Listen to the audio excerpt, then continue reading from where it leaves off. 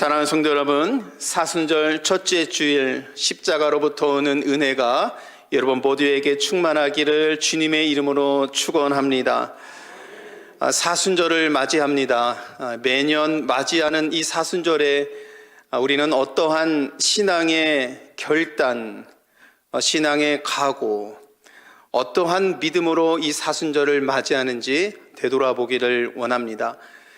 사순절은 부활주일 전까지 40일간을 의미하는 것인데, 주일을 뺀 40일이라는 것을 생각해 볼 때에 거의 다 해서 50일간 주님의 고난을 묵상하고 그 죽으신 의미를 되새겨보는, 어떻게 보면 우리 신앙에 있어서 가장 핵심과 중심으로 향해서 가는 절기가 사순절, 고난주간, 부활주일이라고 말을 할 수 있습니다. 시인 이혜인은 이와 같이 매년 맞이하는 사순절에 또 다시 당신 앞에 라는 시를 통해서 여전히 믿음이 부족했고, 여전히 다급할 때만 주님을 찾았고, 여전히 불편과 편견이 심했고, 여전히 참을성 없이 행동한 것을 돌아보면서 사순절에 하나님 앞에 회개하는 마음으로 용서를 구하는 고백으로 나아간다라고 고백을 했습니다. 우리들도 여러분, 이러한 믿음의 고백으로 사순절을 맞기를 원합니다.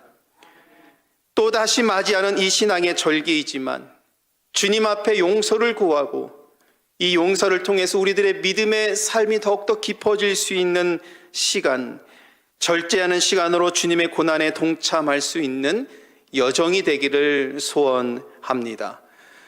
전통적으로 교회력 사순절 첫째 주일에는 예수님께서 광야에서 시험 받으신 그 말씀을 읽습니다.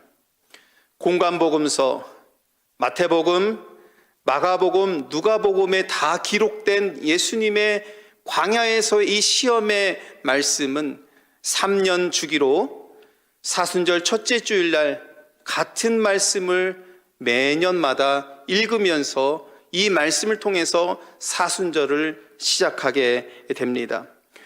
올해는 누가복음의 말씀으로 광야에서 시험 받으신 예수님을 우리가 묵상을 하게 됩니다.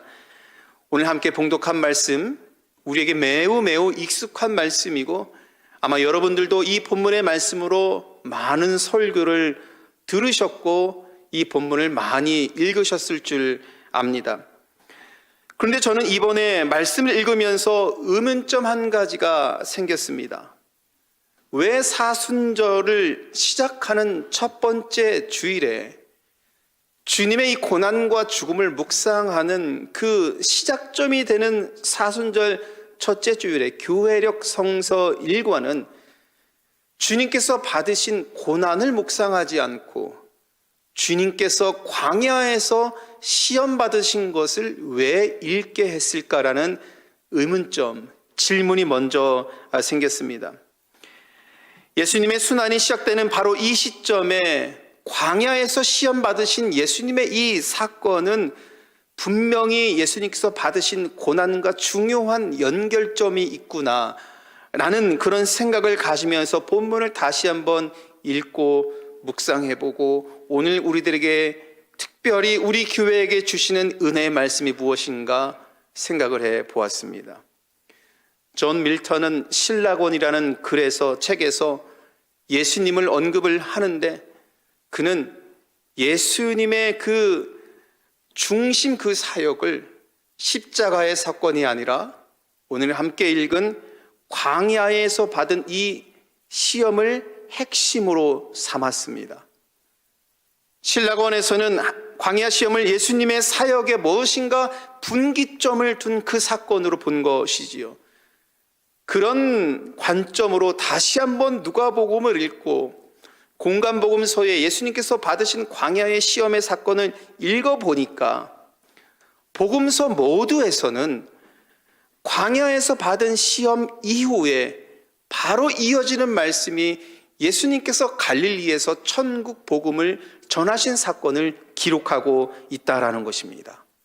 광야에서 시험을 이기시고 그리고 바로 갈릴리에서 병든 자를 치유하시고 하나님을 전하시면서 천국의 복음을 이 땅에 전하시는 예수님의 사역이 본격적으로 시작된 것을 복음서 모두는 동일하게 기록을 하고 있는 것이지요. 분명히 예수님의 광야 시험은 순환사에 있어서 특별한 의미를 담고 있다라는 것이 분명한 것 같습니다. 오늘 본문에 등장하여 예수님을 시험한 마귀, 에덴 동산에서 아담을 유혹한 사탄과 같습니다. 마귀는 아담에게 이렇게 말을 했습니다. 너도 하나님처럼 될 수 있어. 선악과를 따먹어봐.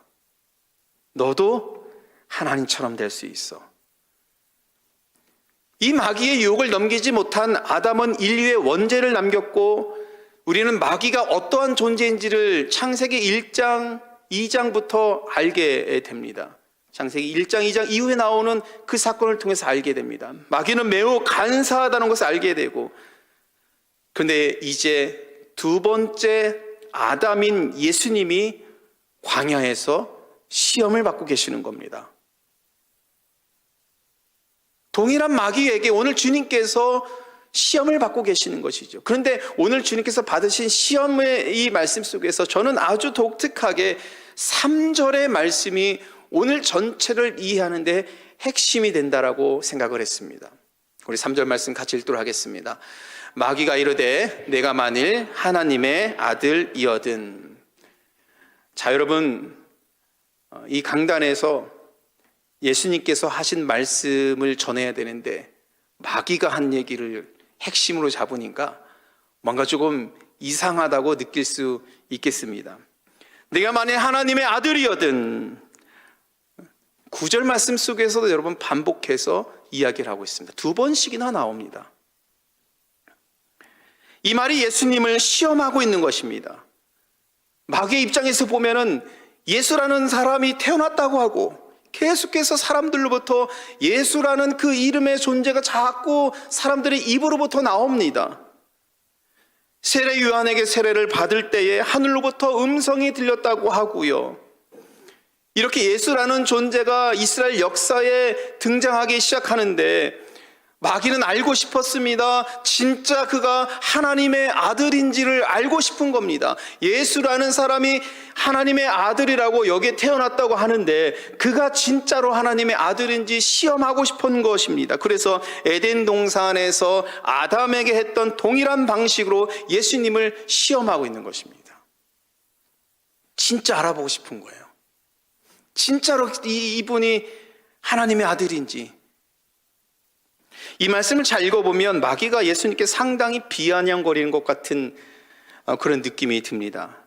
여러분, 마귀는 매우 간사해서요, 약점을 잘 알고요, 그 약점을 파고들고 그런 경향이 있습니다. 그 약점을 분명히 알아서, 우리의 약점을 분명히 알아서 유혹하고요, 싸우도록 충동질하고요, 자기 자신을 무너뜨리도록 마귀는 그런 간사한 존재입니다. 결국 우리로 하여금 천국을 보게 하는 것이 아니라 지옥으로 인도하도록 마귀는 아주 간사한 존재이지요. 이 마귀가 예수님께 간사한 말을 합니다. 오늘 말에 보면 마귀는 가정법을 두고 이야기하고 있습니다. 만일 하나님의 아들이거든. 자, 여기서 가정법을 뒀다는 것은 두 가지 의미가 다 있는 것입니다. 하나님의 아들일 수도 있고 하나님의 아들이 아닐 수도 있다라는 것입니다. 자극하는 거죠. 그래서 예수님의 시험하는 마귀와 예수님의 영적인 그런 일들이 여기서 벌어지고 있으면서 마귀는 예수님께 말합니다. 당신이 하나님의 아들인 것을 증명해 보이라 말씀하고 있습니다. 그러면서 성령 충만한 예수님과 마귀와 광야에서 대결이 되고 있는 이 대결 구도가 오늘 본문의 말씀에 나오고 있죠. 근데 여러분, 되게 중요한 말씀이 오늘 함께 읽은 마지막 절에 보면 사단이 완전히 떠난 것이 아니라 얼마 동안 떠났다라고 13절에 말씀하고 있습니다.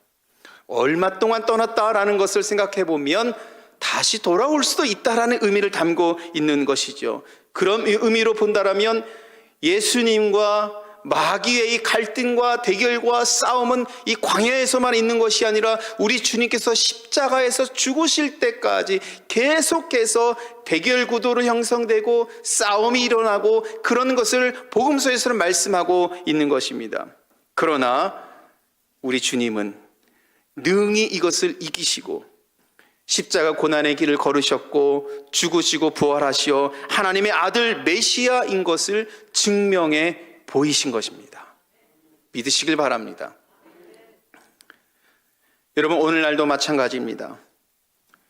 마귀는 아담을 시험하고 예수님을 시험한 동일한 방법으로 우리를 시험합니다.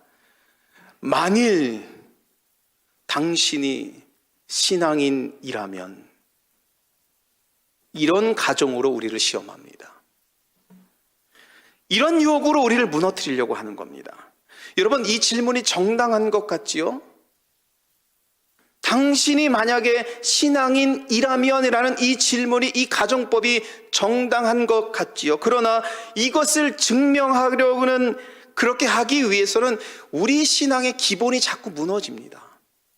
기본, 예수 그리스도의 은혜 바탕 위에 있는 우리들의 신앙, 말씀 안에 있는 신앙, 예배 공동체를 통해서 하나님을 경배하고 찬양하려고 하는 신앙, 정도를 지키고 율법 안에서 하나님의 은혜를 구하는 신앙, 우리들의 신앙의 기본이 자꾸 이것을 증명하려 하면 무너지는 거예요. 신앙의 기본을 자꾸 이탈하게 되어 있습니다. 그래서 결국 증명이 아니라 시험에 넘어지게 되어 있는 것입니다. 게다가 여러분, 오늘 본문의 말씀 속에서 광야에 들어가신 예수님의 상태가 어떻습니까? 성령 충만함을 입었다고 말씀하고 있습니다. 여러분, 우리는 사단에게 시험을 받을 때에 믿음이 연약한 사람만 시험을 받는다고 생각을 하지요. 그런데 오늘 본문의 말씀에 보면 새롭습니다. 성령 충만한 예수님도 마귀의 유혹을 받으십니다. 성령 충만한 사람도 마귀에게 시험을 받을 수 있다는 의미입니다. 그래서 우리는 교만하지 말고 겸손하게 하나님만을 의지하고 십자가의 은혜를 구할 수 있는 믿음으로 정도를 지키며 걸어갈 수 있는 신앙인이 되어야 하는 것입니다. 예수님은 마귀에게 세 가지 시험을 받지 않습니까? 돌을 빵으로 바꾸라는 시험, 천하를 얻을 수 있다라는 시험, 성전 꼭대기에 올라가서 뛰어내려도 다치지 않을 것이라는 시험. 일반적으로는 이 시험을 물질의 유혹, 권력의 유혹, 그리고 명예의 유혹이라고 이렇게 말을 합니다. 여러분, 근데 물질, 권력, 명예, 이것은 누가 좋아하는 겁니까? 인간이 좋아하는 거죠. 인간이 좋아하는 것 아니겠습니까? 오늘 본문의 말씀 보면서 굉장히 아이러니한 그런 문제들이 굉장히 많이 있어요. 하나님의 아들이신 것을 마귀가 시험하는데 인간이 가장 좋아하는 것을 가지고 예수님을 시험하고 있다는 것. 이 세 가지는 인간 탐욕의 상징이지 않습니까? 그런데 마귀는 하나님의 아들을 시험하는데 왜 인간이 좋아하는 일들로 여러분 왜 그렇게 시험을 했을까요? 여러분, 제 입장에서 설명 한번 해보겠습니다. 만약에 저에게 이러한 능력이 주어지면 저는 어땠을까? 첫 번째, 저에게 돌을 빵으로 바꿀 수 있는 능력을 주신다라면 여러분 얼마나 놀랍습니까? 이 땅에 배고픔에 굶주린 사람이 없도록 그렇게 만들 겁니다. 저는 지금도 몇 초에 한 명씩 채 1분도 되지 않는 그 시간에 한 사람이 죽어간다고 합니다. 기근 때문에. 전 세계 인구 중에서 우리는 이렇게 풍족한 삶을 살고 있지만 어느 누군가는 먹지 못해서 죽는 사람들이 그렇게 많다는 겁니다. 저에게 만약에 그러한 능력이 있다면 보이는 돌마다 다 빵으로 만들어서, 떡으로 만들어서 그를 먹이고 살리고 이것을 하나님께서 행하셨던 그들에게 전하고 싶은 마음이 있습니다. 배고픈 세상이 아니라 넘치는 세상으로 만들고 싶습니다. 저에게 만약에 천하를 얻을 수 있는 힘을 갖는다면 여러분 이것은 더 환상적입니다. 천하를 얻는다라는 것은요, 사회적인 그런 관계 속에서 어떤 권력을 갖는다라는 것 아니겠습니까? 힘을 얻는다라는 것입니다. 저에게 이러한 아주 강력한 힘이 주어진다라면 러시아와 전쟁이 일어나지 않도록 제가 다 막고, 그죠? 네, 아멘도 나왔습니다. 힘 있는 사람이 연약한 사람 억압하는 것도 막고, 제가 그런 능력이 있다면 이 세상에서는 그런 일이 절대 일어나지 않도록 저는 그 능력을 발휘할 것입니다. 세 번째, 꼭대기에 선다라는 것은 참으로 신앙적으로, 성전의 꼭대기에 선다라는 것은 여러분 신앙적으로 매우 명예로운 것입니다. 매우 높은 영적인 그러한 위치를 점할 수 있고, 저에게 만약에 이러한 영향력이 주어진다면 우리 샴봉 한인교회를 엄청나게 부흥시킬 겁니다. 그리고 우리 교회를 통해서 하나님께서 일하시는 것을 많은 사람들에게 전하고, 이 땅에 있는 모든 주의 백성들에게 하나님의 아들이 우리의 메시아인 것을 증명해 보이고 보여줄 것입니다. 저에게 이러한 능력이 있다라면, 여러분, 근데 그렇게 될 수 없는 거잖아요. 제가 그렇게 할 수 없는 거잖아요. 지금 저는 저에게 이런 능력이 있다라면 이 전제 조건은 일종의 제 마음속의 탐욕입니다. 나에게 그런 것이 주어진다라면, 이런 능력이 주어진다라면, 있을 수 없는 것이 나에게 주어진다라면 일종의 탐욕인 것이지요.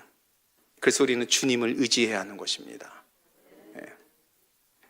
또 한편으로 인간이 가장 좋아하는 세 가지로 우리 주님을 유혹을 했습니다.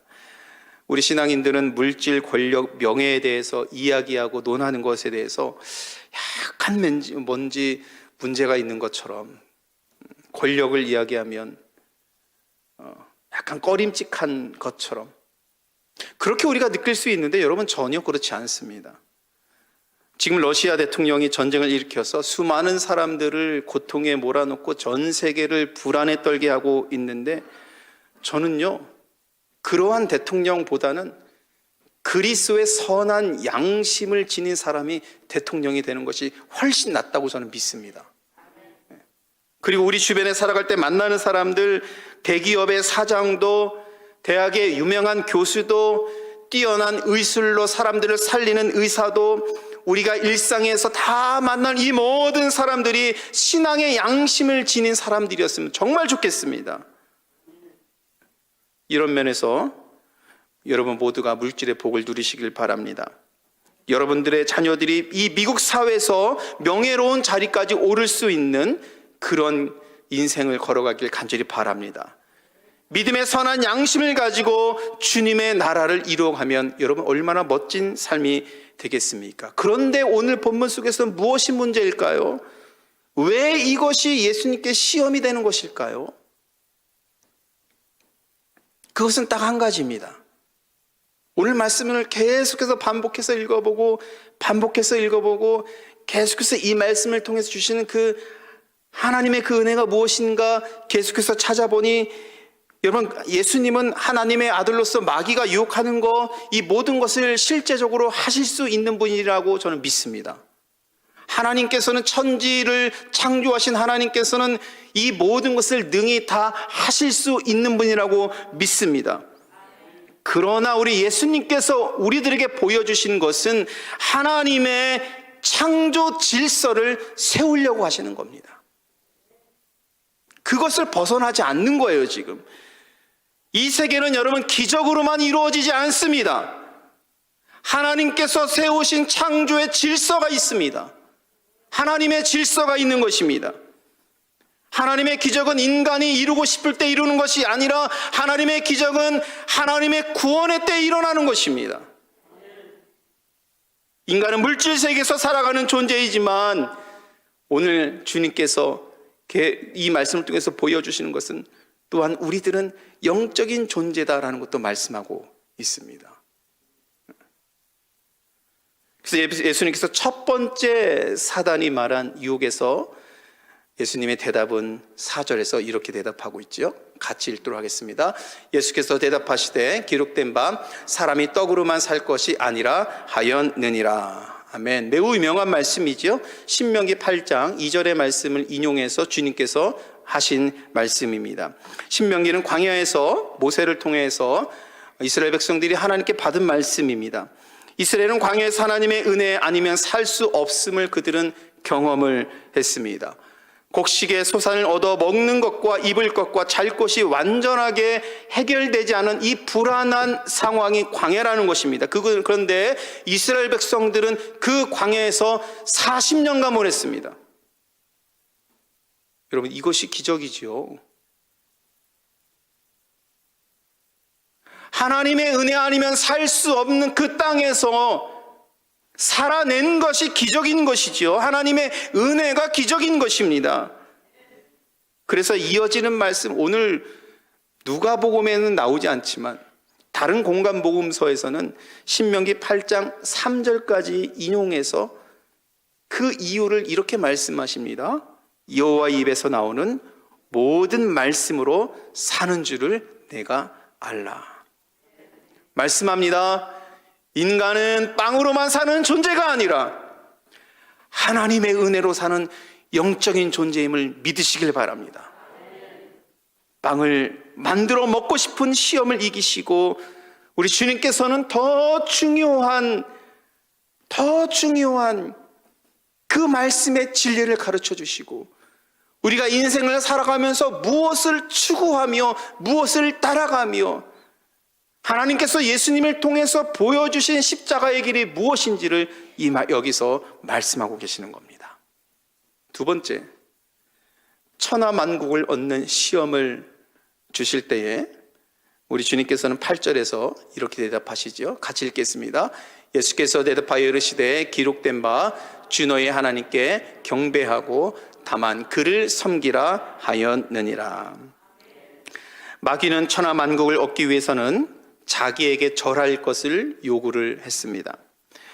절을 한다라는 것은 공경의 마음을 담고 있는 것이고 복종의 의미를 담고 그런 의미를 이 절한다는 것은 담겨 있습니다. 수단과 방법을 가리지 않고 천하를 얻기를 원한다면이야 마귀에게 절을 할 수 있다라고 생각할 수 있겠지요. 그러나 우리 주님께서는 천하를 얻는 것보다 더 중요한 것을 말씀하십니다. 오직 하나님만 경배하고 하나님만 섬겨야 하고 하나님을 사랑해야 한다라는 것입니다. 하나님의 아들 예수 그리스도를 믿어야 한다는 것입니다. 주 예수를 믿으라 그리하면 너와 내 집이 구원을 받으리라. 이것이 천하를 얻는 것보다 더 소중한 것입니다. 이것이 빵을 먹는 것보다 하나님의 말씀 안에서 영생을 누리는 그 삶으로 나아가는 것이 중요하다고 말씀하고 있는 것입니다. 하나님의 나라를 살아가는 사람들은 이 하나님 나라의 가치를 이루면서 그것을 쫓아가는 그 삶을 살아가는 것이다라고 말씀하고 계시는 것이지요. 천하를 얻어 할 수 있는 것보다 여러분 신앙의 진리를 그 도를 지켜내는 것, 이것이 주님을 따르는 주의 백성들이 이루어야 될 십자가의 길이다라고 말씀하고 계십니다.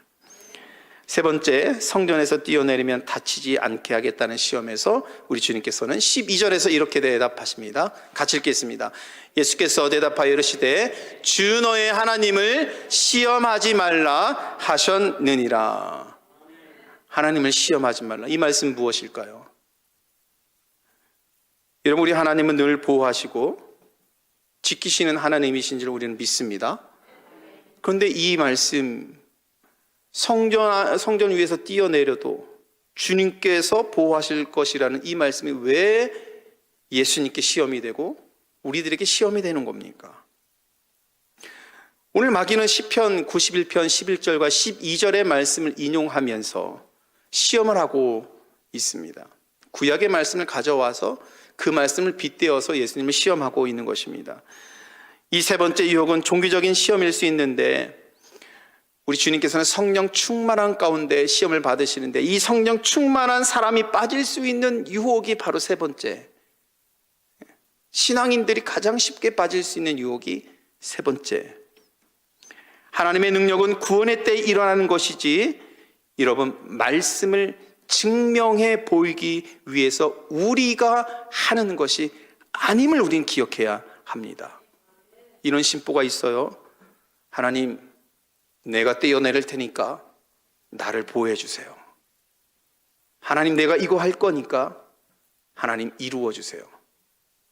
하나님을 잘 섬기는 직분자이니까 이거 할 테니까 하나님 막아주세요. 오늘 본문에서 말씀하십니다. 하나님을 시험하는 자가 되지 말라.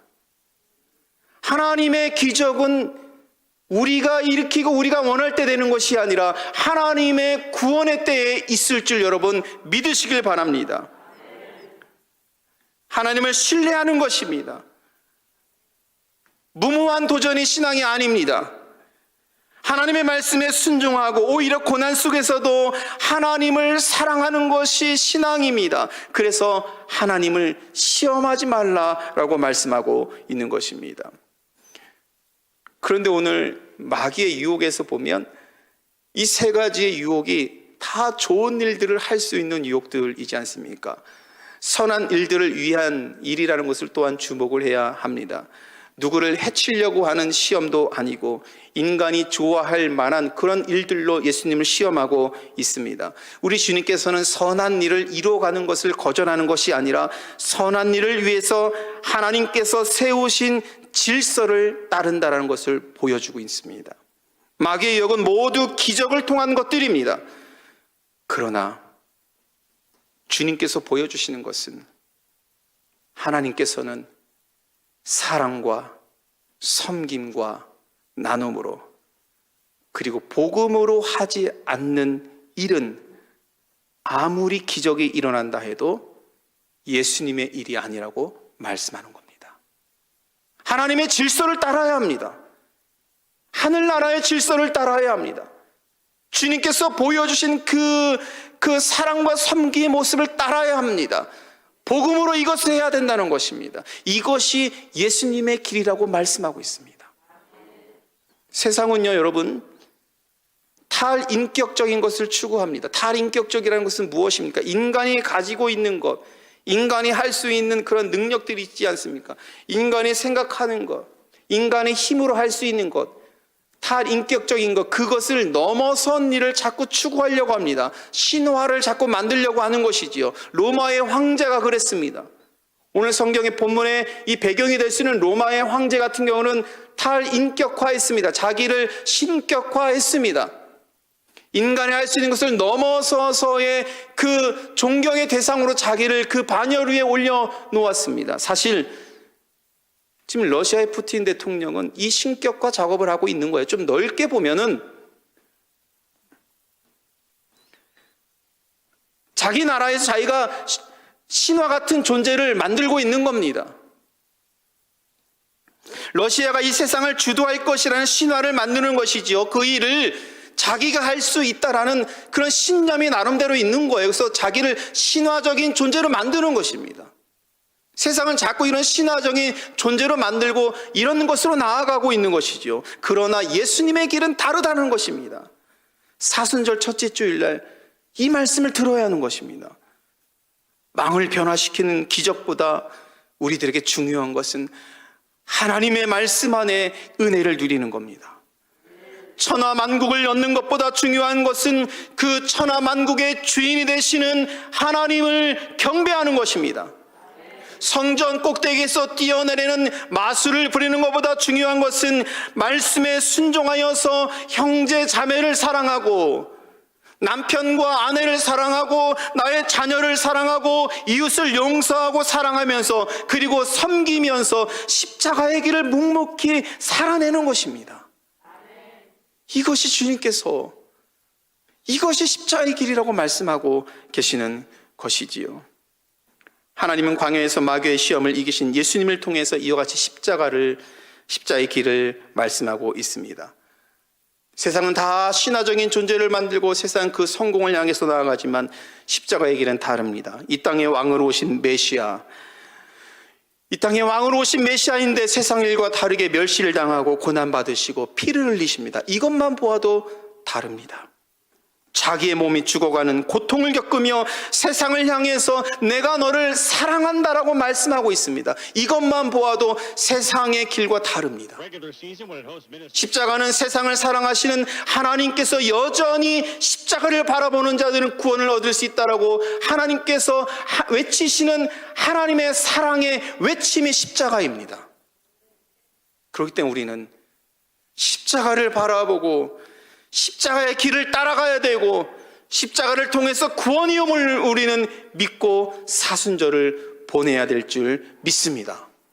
이런 믿음으로 나갈 때 부활의 영광으로 나아가는 것입니다. 사랑하는 성도 여러분, 마귀는 지금도 성령 충만한 자들을 유혹합니다. 우리 모두가 이 믿음의 시험을 잘 이기고 부활의 영광으로 나아가는 성도의 삶이 되시기를 주님의 이름으로 간절히 축원합니다. 기도하시겠습니다.